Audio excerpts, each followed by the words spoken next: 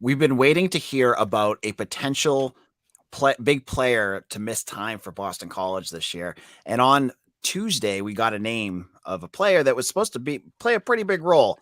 We're going to talk about who this is, what they're going to miss, and what this means for the Eagles, all on today's show. You are Locked On Boston College, your daily podcast on the Boston College Eagles, part of the Locked On Podcast Network, your team every day.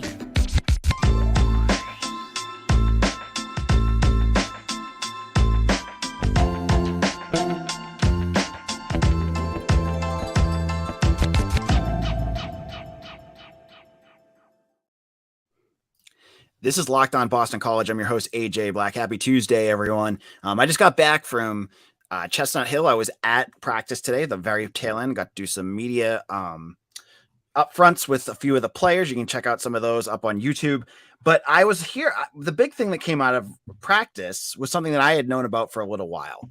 I knew stuff was going on, and that is that BC is playing without linebacker Bryce Steele right now. Now, Bryce Steele had played 23 games over the last 2 seasons, and he is out due to personal health reasons. So it's not something that happened on the field. It's something else. And I can't get into details of what that means, but I can tell you that Jeff Hafley will have more comments on that either at the end of this week or next week. So that piece, but I want to talk about Steele today, and no better person to have on to talk about it. We haven't had him on this week is Mitch Wolf. Mitch, how's it going? Well, I wish I was appearing on the show for better news, but this is a big thing for BC's team.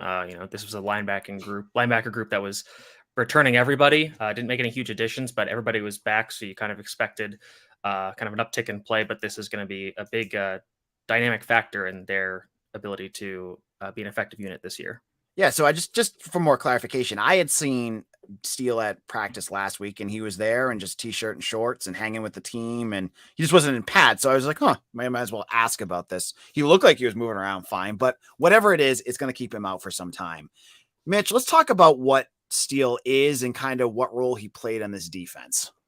So from what I've seen, he is essentially the Sam or the strong side linebacker in BC's, I say 4-3, but they're kind of experimenting with a lot of different fronts. So even though traditionally Sam linebackers are thought of as big guys that come downhill and stuff the run, in recent years, they've become a lot lighter players that can bump out into the slot, cover tight ends, cover receivers, cover running backs, and also rush the passer from depth. So they were kind of training Steele to do a lot of those things. He has some safety background, so he's a versatile player like that. And it was interesting because in the spring, he actually took a lot more snaps at Mike, being a more traditional box linebacker. And with Cam Arnold staying at the will linebacker position, which is weak side linebacker. With Vinny DePalma returning, I didn't expect him really to stay there. I expected him more to be in that Sam role, which is something Jeff Hafley has talked about being more versatile with this season. And last year, it's kind of hard to say, but in terms of being kind to him, but Steele had a bit of a rough season last year, just kind of acclimating to playing football a lot more. So his PFF grades aren't great, and I've written about this. PFF grades are very tough on linebackers, especially in college, because they are typically targeted as the read defender for offenses. Essentially, when offenses do RPOs, they'll base those off of what the linebacker does, and they will go the opposite way to go away from him, essentially. And, Steele got targeted in those a lot. It was his first year as a starter, and even though he only technically started, I think, 1 game, but he played a lot. So, there were some growing pains, and I was looking forward to seeing him play this season because behind a better defensive line, and still getting more experience with the game, I expected him to take a step forward, but it seems like that is not going to happen, at least to start the year, or he might just miss this entire year. And we don't know how long he's going to be out. That hasn't been clarified yet, but I agree with you. Like at the end of last year, I remember the Syracuse game. And he had that big strip sack that I think he recovered the fumble as well, off of Garrett Schrader. And you got to see a bit of that explosiveness because Steele came in as a 4-star recruit at safety, kind of like what Jeff Hafley's done with for a while. It looked like that's what he was going with some of his linebackers. And he was a great late addition for BC because they had just lost another guy who's on Kentucky, and he's a freak. He's on Bruce Feldman's freak list. So you were hoping that Steele would be that next guy. And this, as we've heard Hafley say over and over this year, this is the year that a lot of his guys are coming into their own, that they're starting to build up. You're seeing guys that are, bulked up like Azaraku, who's up to like 250. And you were hoping that Steele would be one of those guys as well. Yeah, and he was part of BC's 3-3-5 stack package, which they ran a lot on third downs, and they ran a lot of exotic blitzes and sim pressures off of, and he was very effective as a pass rusher.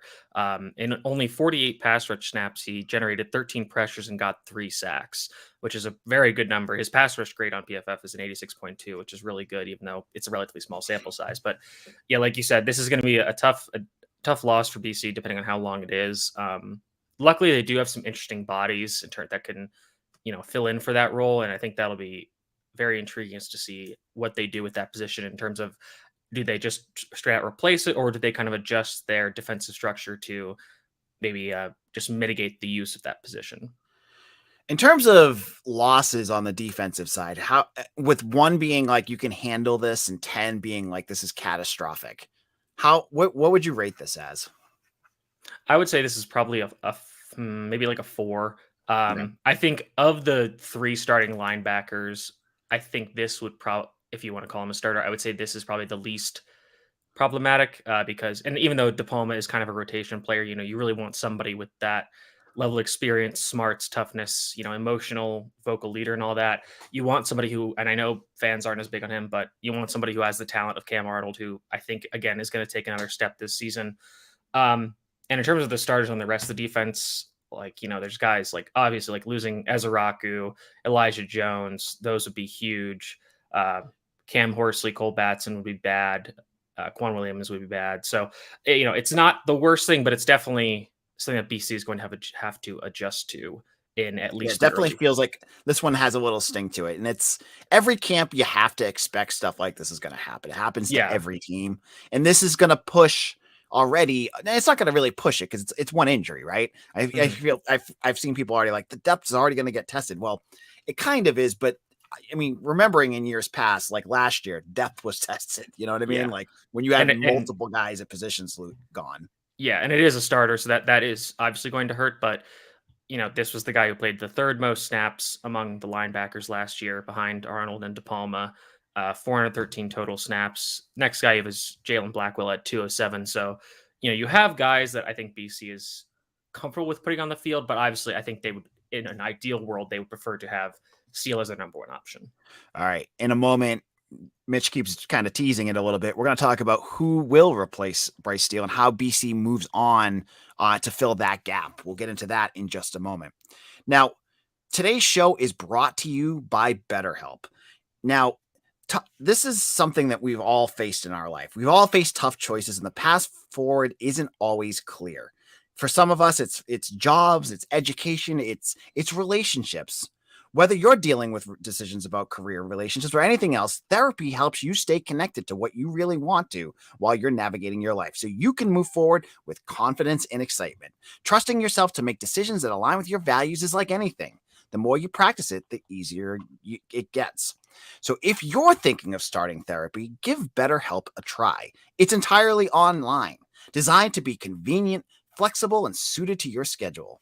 Just fill out a brief questionnaire to get matched with a licensed therapist and switch therapists anytime for no additional charge. So let therapy be your map with BetterHelp. Visit betterhelp.com/lockedoncollege today to get 10% off your first month. That's BetterHelp, HELP.com/lockedoncollege.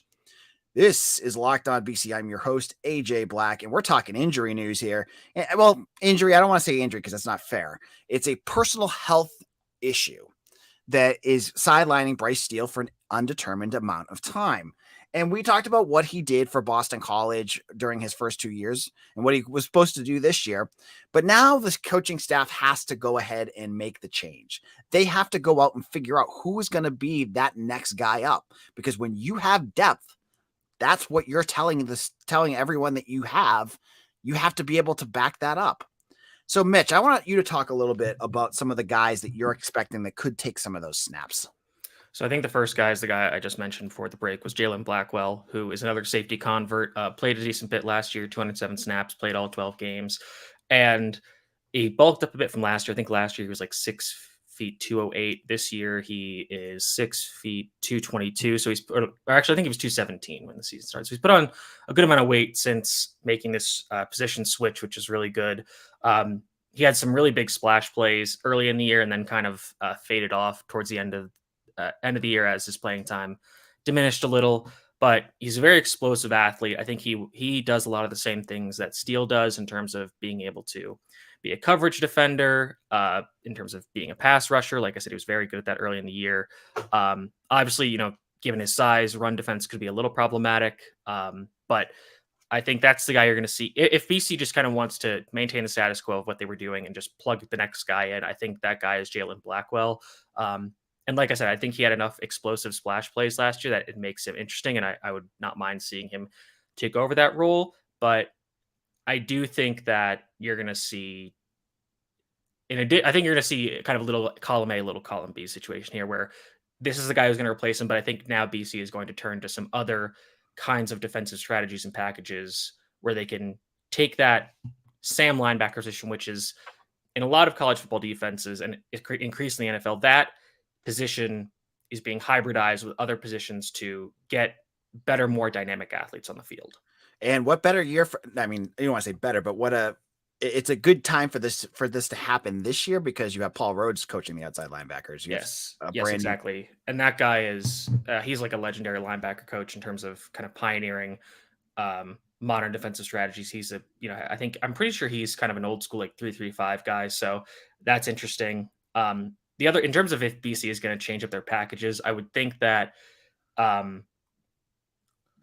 Davian Crouch is another guy that could be, he's a little bit more the traditional box linebacker in terms of size, and he played a ton on special teams last year, was really good there. And I think you've told me that he's been getting an uptick in snaps on the defense. If they want to go with a, very traditional, we're defending the run 4-3 kind of defense, you could see Owen McGowan get some snaps.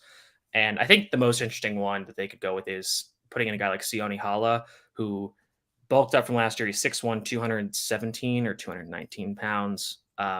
He's still listed as a safety, 217 pounds. He redshirted last year, didn't really play at all.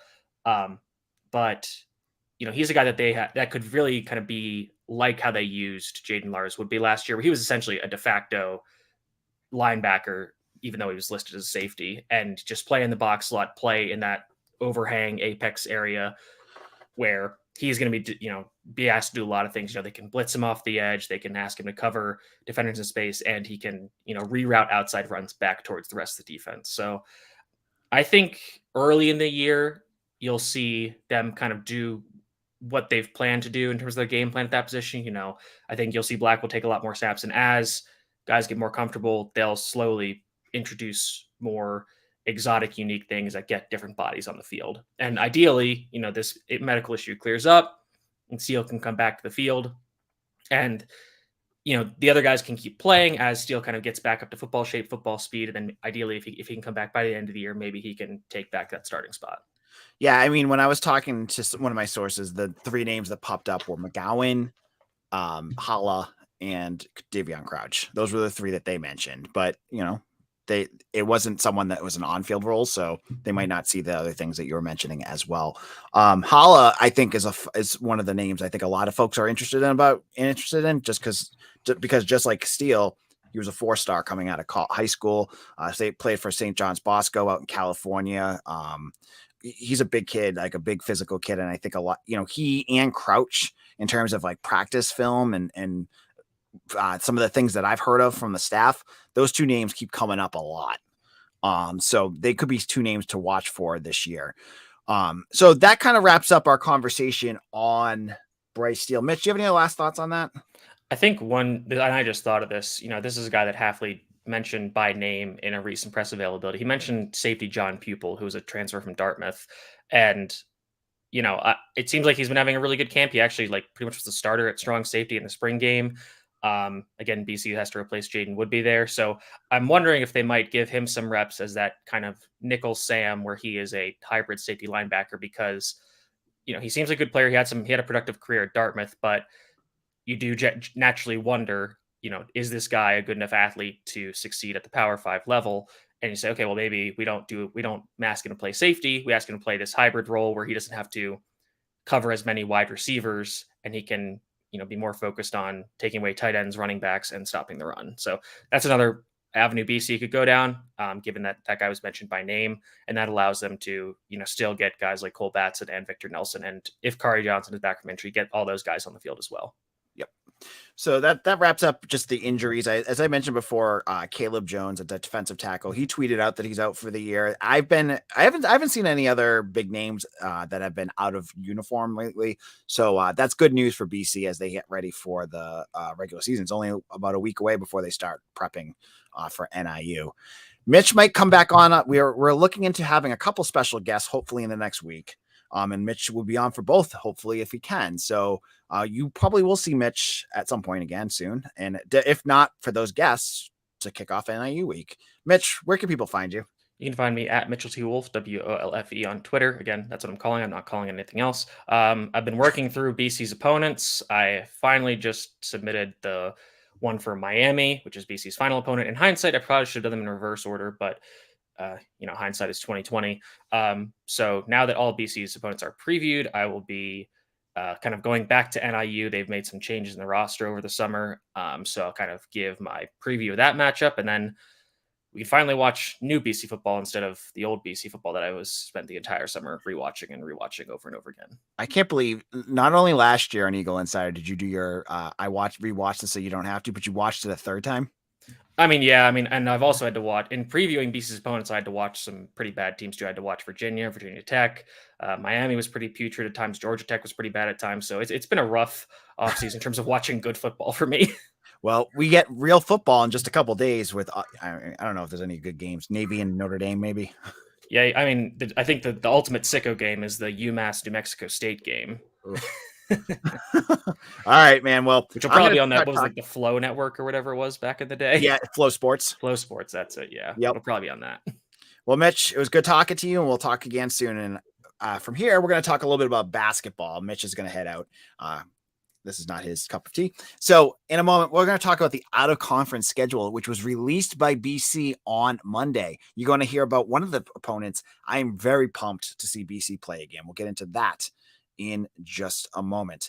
Now, if you have not checked it out already, you need to check out Locked On ACC. And we have a Locked On ACC conference preview that's on our feed right now. Go ahead and check that out. I think you'll enjoy it. Now, we're going to get into FanDuel. Football season is about to kick off, and FanDuel is giving you the chance to win all season long. Because right now, when you bet on a Super Bowl winner, you can get bonus bets every time you think they win in the regular season. Think Mac Jones is going to do it for the Patriots? Are you that big of a sicko? You can go ahead and check that out. Or you could be like me. I'm getting my bet on the 49ers, the Chiefs and Patrick Mahomes. Every time they win, I'm going to win. So just pick any team to win the Super Bowl, and you'll get bonus bets for every victory. You can use your bonus bets on spreads, player props, over-unders, and more. So just visit FanDuel.com/LockedOnCollege. FanDuel.com/LockedOn and start earning bonus bets with America's #1 sportsbook. That's FanDuel.com/LockedOn. All right. So check that out, folks. Now we're going to wrap things up with a little conversation about basketball. And if you were on our site yesterday, you were seeing that Ben's basketball for BC released their out-of-conference schedule. And I have been piecing it together over the last couple of weeks. You hear about they're going to play in the National College Hall of Fame game against Creighton and Colorado State. You got that. You knew they were going to play Vanderbilt in the SEC Challenge. You knew that they were not going to play in the ACC Big Ten Challenge because that's gone. But we got some clarification about two big things I want to talk about today. First, the season opener. The season opener is going to be against the Fairfield Stags. Fairfield, it opens up against BC on Monday, November 6th. That's when the season starts off, and I thought that was a good one. I swore I had read Central Connecticut was going to be the kickoff of the season, but hey, Fairfield's fine too. So that's not a bad opponent for BC to play against. But the big game, the one that was kind of just hidden for a while, that I saw Harvard is going to play Boston College. And now the Crimson, they announced it in one of their press releases. And sometimes I'm good at finding that kind of stuff. And I found out they're going to play Harvard on Saturday, November 18th. This is great. I have advocated on this podcast that Boston College, I want to see them play more Harvards and less Citadels, Richmonds, and some of these other games that I don't care about. I like local matchups. There's just a little extra juice to it. And Harvard is one of the marquee local matchups. You get Tommy Amaker in a program that has had a ton of success over the last decade or so. And this is the first time Boston College is playing Harvard since 2016. It's been that long. So this is a great way to kick that one back off. Some folks don't care. I would love to see them play like the UMasses again, have a battle of ComAv against BU, get a couple of those games back onto the schedule. But getting Harvard is better because in the last couple of years, the local games you've seen, Albany, don't want to think about that game again. Hartford, and you're missing all the ones that have some good rivalries with BC, like PC and things like that. So Harvard is a good one. I look at the schedule and I think BC's got some good, tough games on there. If this team is actually going to try to become either a bubble team or a tournament team, they're playing an out-of-conference schedule that should solidify themselves as one of the, like if they can win them, obviously got to win them, that solidify themselves as a potential contender. You got Vanderbilt, good team. You got Creighton, who's also good. You have Harvard. You have some good teams on here. That's not just cupcakes. And to get those on there should help boost their out-of-conference schedule and their KenPom ratings, all those things that go into selecting who makes the tournament. So I think that was great news for BC. Now, they have not released the ACC schedule as of yet. You know who they're going to play. You just don't know when it's going to be. So that's the next step.